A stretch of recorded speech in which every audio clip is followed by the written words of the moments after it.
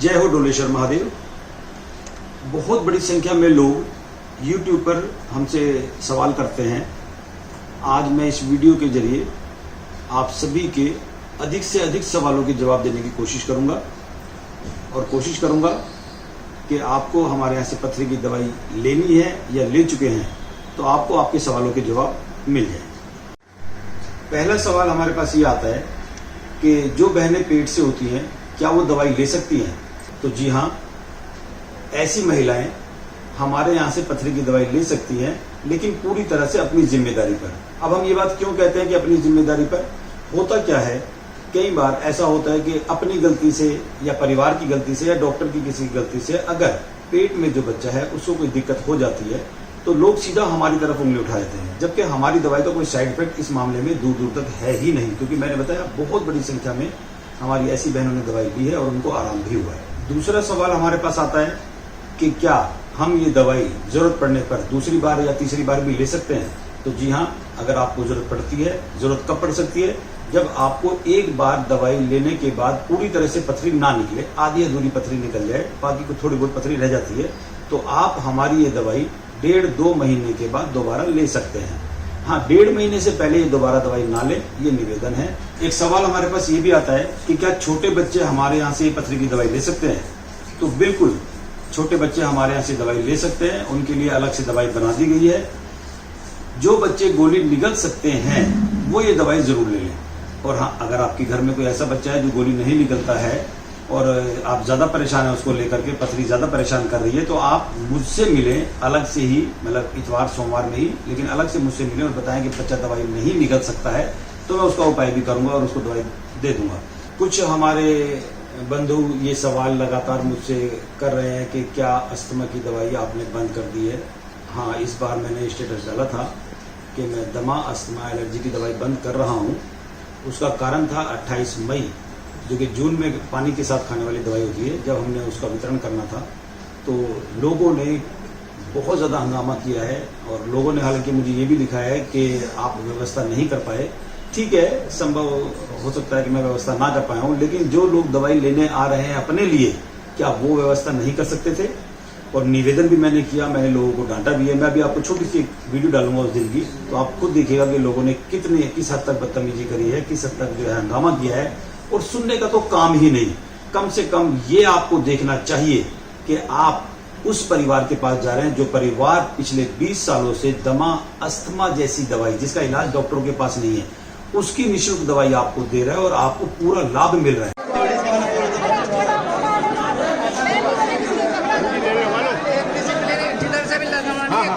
एक लेडीज की लगवाओ,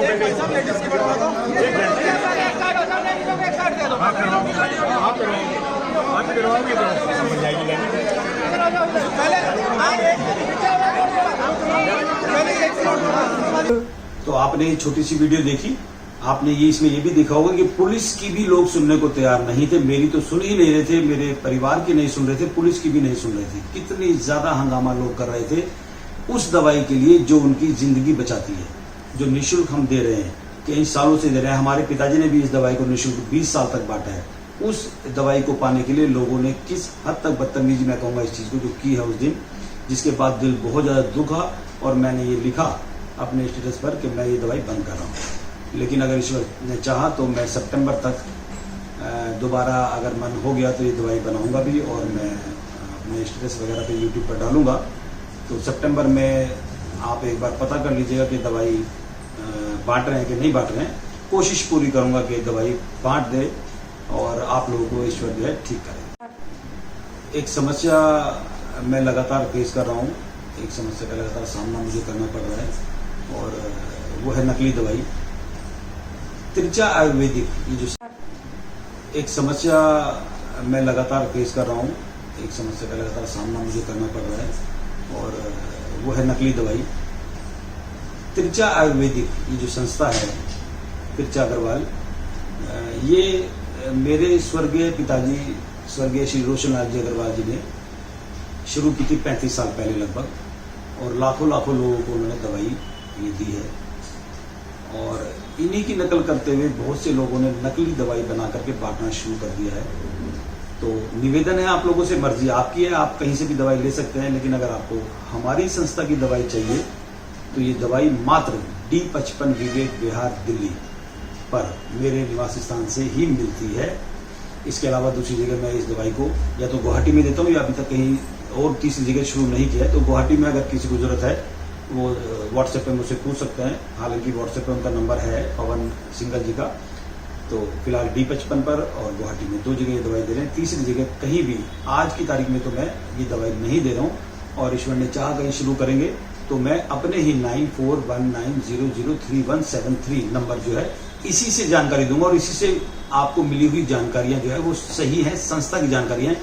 किसी और YouTube चैनल से या किसी और नंबर से आपको अगर कोई वीडियो आती है, कोई जानकारी आती है तो वो हमारी संस्था की नहीं है, ये आप ध्यान रखिएगा। केवल 9419003173 संस्था का एकमात्र यही नंबर है जो सही जानकारी आपको देगा। और सवाल जो काफी बड़ी संख्या में लोग हमसे पूछते हैं कि आपके पास साल 2 साल 4 साल में लोग दोबारा दवाई लेने के लिए आ रहे हैं, तो वो क्यों आ रहे हैं? देखिए, पथरी का क्या होता है, साल 2 साल 3 साल 4 साल में 8 साल में तो बहुत लंबा समय है, तो 3-4 महीने में भी पथरी दोबारा बन जाती है। ये बहुत से केसेस आए हैं। तो एक बार की दवाई में मान लीजिए किसी की पथरी निकल गई, उसको 2-4 महीने में, साल में, 2 साल में दोबारा हो गई, तो वो दोबारा आ सकते हैं, दवाई ले सकते हैं, कोई दिक्कत नहीं है। किसी ने एक बार दवाई ली, उसकी आधी पथरी निकली, आधी नहीं निकली, 4 थी 2 निकल गई, 2 रह गई, 10 mm थी, आधी निकल गई, रह गई, तो वो लोग 1.5-2 महीने बाद दोबारा दवाई ले सकते हैं। कुछ बंधु मुझसे ये भी पूछ रहे हैं कि लैट्रिन में गोलियां निकल गई, दवाई निकल गई, या उल्टी में दवाई वापस निकल गई है, तो ऐसा क्यों होता है?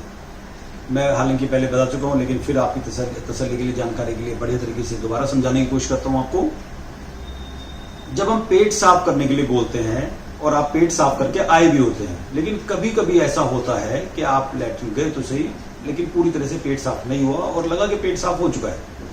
ऐसी स्थिति में गोलियां उल्टी के रास्ते या लैट्रिन के रास्ते निकल जाती हैं।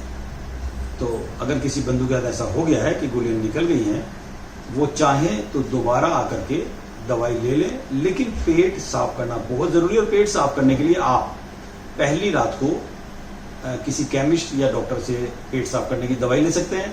और निवेदन ये भी करूंगा कि जो लोग हमारे पास दवाई लेने के लिए आ रहे हैं, वो जिस दिन दवाई लेने आए उससे एक दिन पहले जो भोजन करें वो हल्का भोजन करें, तला भुना चिकनाई वाला भोजन कम ही करें, वो भी अच्छा रहेगा। और सुबह सवेरे जल्दी उठ करके पेट साफ करने के लिए आप गर्म पानी पी सकते हैं, तब पेट साफ कर सकते हैं। अगर किसी को चाय पी करके ही आदत पड़ी हुई है पेट साफ करने की, तो वो इतना करें कि सुबह जल्दी उठ करके 3-4 बजे चाय पी लें, पेट साफ कर लें, और उसके बाद पानी इतना पिए कि 1-2 बार उनको यूरिन भी पास हो जाए। काफी हमारे बंधु मुझे ये बोलते हैं कि हमारी पथरी 10 mm की है, क्या ये निकल जाएगी? हमारी 20 mm की है, क्या ये निकल जाएगी? हमें गुर्दे में है, क्या वो निकल जाएगी? हमें दोनों गुर्दों में है, क्या वो निकल जाएगी? या यूरिन पाइप में फंसी हुई है, क्या वो निकल जाएगी? या पित्त की थैली वाले भी इस सवाल को करते हैं कि क्या पित्त की थैली की पथरी हमारे यहाँ की दवाई से निकलती है? वैसे तो आप पथरी निकलती है इस चीज के लिए मेरे इंस्टाग्राम पे जाकर के देख सकते हैं, लोगों की खुद की बातें सुन सकते हैं, लोग कैसे ठीक हुए। लेकिन फिर भी थोड़ी सी मैं आपको जानकारी दे दूं, हमें आपकी पथरी के साइज से ऐसा कोई लेना देना नहीं है। सभी साइज की पथरियां निकलती हैं और बड़ी संख्या में निकलती हैं। हमारा अंदाजा ये है आप लोगों के बताने के हिसाब से कि अगर 100 लोग दवाई लेते हैं जिनको पथरी गुर्दे या पेशाब की नली में है, तो 100 में से 80 लोग हम मान के चलते हैं एक ही बार की दवाई में ठीक हो जाते हैं पथरी, चाहे उनकी 30 mm तक की 35 mm तक की क्यों ना हो। ऐसे हुए हैं ठीक। और 10% लोगों को हम ये मान के चलते हैं कि उनको दोबारा भी हमारे पास आना पड़ सकता है, मतलब उनकी एक बार की दवाई में पूरी पथरी नहीं निकली तो दोबारा वो 1.5-2 महीने बाद आ जाएं और दवाई ले लें। तो साइज से, इस बात से हमारी दवाई को कोई लेना देना नहीं है कि कितनी बड़ी या कितनी छोटी पथरी निकलेगी या नहीं निकलेगी। सभी साइज की पथरियां निकली हैं और सभी जगह की। अब रही पित्त की थैली की, तो पित्त की थैली के जो मरीज हैं वो भी हमारे यहाँ से ठीक हुए हैं। हाँ, सच्चाई ये है कि वो बहुत कम संख्या में ठीक होते हैं गुर्दे के मुकाबले। शायद उसका कारण ये है कि हमारी दवाई पूरी तरह से पित्त की थैली की पथरी पर काम नहीं करती है, या शायद उसका कारण ये है कि पित्त की थैली के जो परहेज है वो बड़े सख्त है तो लोग नहीं कर पाते होंगे। ये भी कारण हो सकता है। और एक चीज ये भी है कि जैसे मैंने बताया कि गुर्दे में अगर पथरी है तो 100 लोग दवाई ले रहे हैं तो उसमें से 80 एक बार में और 10% ऐसे लोग जिनको दोबारा भी आना पड़ सकता है। लेकिन पित्त की थैली में अगर 100 लोग दवाई ले रहे हैं तो सच्चाई है, दुख की बात भी, सच्चाई भी है कि 10-12 लोग ठीक होते हैं, और वो भी 2-3 बार दवाई लेने के बाद। तो ये 2-3 बार जो दवाई मैं कह रहा हूँ, ये ऐसा नहीं है कि आपने हर हफ्ते ले लेनी है, रोज आकर के लेनी है। ये वही 1.5-2-3 महीने के बाद आप रिपीट कर सकते हैं, उससे पहले रिपीट मत कीजिएगा। पित्त की थैली वाले की मतलब 1.5 महीने से पहले तो दवाई लेनी ही नहीं है, इस बात को ध्यान रखिएगा अच्छे से। तो पित्त की थैली वाले भी, जिनको पित्त की थैली में पथरी है, ईश्वर का नाम लीजिए, ठीक करने वाला वही है। और क्योंकि साइड इफेक्ट दवाई का बिल्कुल नहीं है, तो दवाई ट्राई करने में कोई दिक्कत नहीं है। ईश्वर आप सभी को ठीक करें, हमारी तो हर वक्त यही प्रार्थना रहती है ईश्वर से। चावल, टमाटर, पालक, या खास तौर से चावल के लिए ज्यादा पूछते हैं कि क्या चावल खा सकते हैं। और ये सवाल शायद इसलिए आता है कि डॉक्टर्स हमें सबसे पहले चावल, टमाटर, पालक ही मना कर देते हैं खाने के लिए। तो डॉक्टर हमारी जान बचाने वाले होते हैं, डॉक्टर की बात माननी चाहिए। अगर वो मना कर रहे हैं तो ना खाएं। लेकिन हमारी संस्था जो दवाई दे रही है, इसमें हम लोग चावल, टमाटर, पालक या इस तरह की कोई चीज मना नहीं करते हैं। ये जो चीजें नहीं खानी चाहिए, वो इसलिए नहीं खानी चाहिए कि जो चीज आपको गैस बनाती है या बादी बनाती है, पथरी होने पर कम से कम उन चीजों को जरूर अवॉइड करना चाहिए, छोड़ देना चाहिए जो आपको गैस या बादी करती है। तो अगर आपको चावल से या इस चीज से गैस बनती है तो आप ये चीजें छोड़िए, आपको फायदा मिलेगा। इस वीडियो में मैं आपसे दोबारा निवेदन करना चाहूंगा, जो भी हमारे बंधुगण आते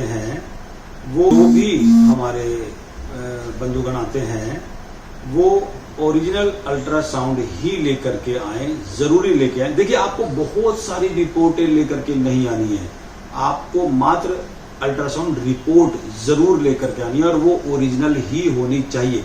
ये हमारे हर बोर्ड पर लिखा है, ये हमारी हर वीडियो पर है, और ये मैं दोबारा इस वीडियो में भी आपको निवेदन करता हूं कि अल्ट्रासाउंड, ये हमारी बहुत बड़ी मजबूरी है। हमारी दवाई चोरी होनी शुरू हो गई थी और 5,000 रुपए खुराक तक बिकी है, इसलिए हमें अल्ट्रासाउंड लगाना पड़ा।